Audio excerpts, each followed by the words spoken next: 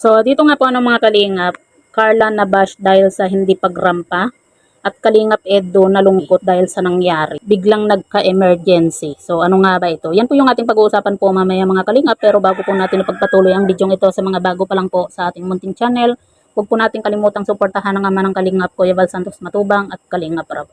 At paunawa, panoorin po muna ang full video bago mag-comment para malaman ang nilalaman nito. So, dito nga po mga kalingap, nabash nga po itong si Carla dahil nga po sa hindi po niya pagrampa. Dahil nga po sa hindi po niya pagrampa po kahapon. At yan nga po mga kalingap, nalungkot din po itong si Kalingap Edu at na hindi nga po malaman kung ano po yung gagawin nung time po na dinala po niya itong si Arjun nga po sa hospital. Dahil siyempre nalilito po itong si Kalingap Edu kung ano ba yung uunahin po niya kasi kasama po si Kalingap Edu po sa pagrampa, di ba? Kaya naman hindi po maiwasan na malilito po kung ano po talaga yung gagawin po ni Kalingap Edu, kung ano ba yung uunahin po niya.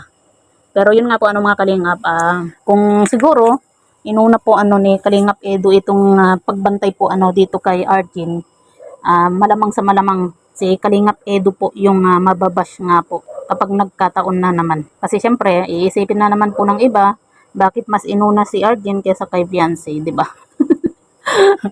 So yan po mga kalingap, pero dahil nga po sa nagmagandang loob din po itong si Carla at mas inuna po niya yung kanyang kapamilya, siya naman po yung nababash nga po grabe din po na yung mga basher, hindi po nila inaalam po muna kung ano ba yung nangyari bago nila i-bash po itong si Carla.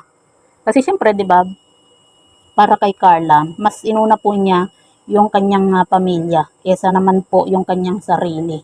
Kaya para sa atin mas nakaka-proud po yung ginawa po ni Carla kasi hindi po siya makasarili, 'di ba? Kumbaga hindi niya iniisip na ay sayang hindi ako makakarampa ganyan, 'di ba? Kasi mas inuna po niyang bantayan at alagaan po itong si Arjun nga po sa hospital. At yan nga po mga kalingap, nababash nga po itong si Carla nga po dahil sa hindi po niya pagrampa, 'di ba? Siyempre, ginawa po 'yun ni Carla na siya na lang po yung magbantay po dito kay Arjun dahil nga po sa malayo po yung pamilya po ni Arjun nga po. Kaya siya din po muna yung nagbantay at nag-alaga po dito kay Arjun. Siya kasi siyempre emergency po 'yun. Tapos natapat pa na pareho po itong si Kalingap Edu at Carla nga po na rarampa po sana. Kaya nag-usap po itong si Kalingap Edu at Carla nga po kung sino yung magbabantay kay Arjun. At yun nga po mga kalingap, napagdesisyonan po ni Carla na siya na lang po yung magbantay nga po sa kanyang pinsan. Kung nagkataon po mga kalingap na si Kalingap Edu po yung nagbantay po dito kay Arjun, ako po panigurado po mga kalingap.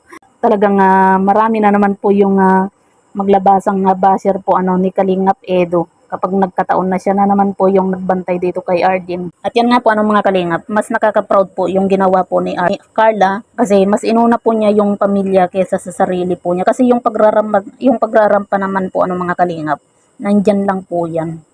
Kaya siguro mas inuna po ni Carla isipin yung kanyang pamilya kaysa sa kanyang sarili. Sana yun po yung maisip din po ng mga basher na mas mahalaga po ang pamilya kaysa yung pagrampa po.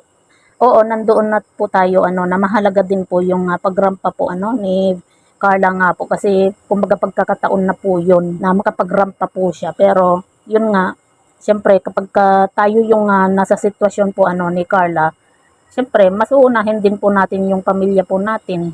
Kasi yung pagrampa naman po, meron pa naman pong susunod po yan kumbaga pwede pa pong maulit. Kaya proud din po ako sa ginawa po ni Carla. Pero yun nga po, dahil sa ginawa po ni Carla, nababash po siya. Hindi po nila alam na kaya hindi po nakapagrampa po itong si Carla dahil nga po sa nagkaroon po ng emergency.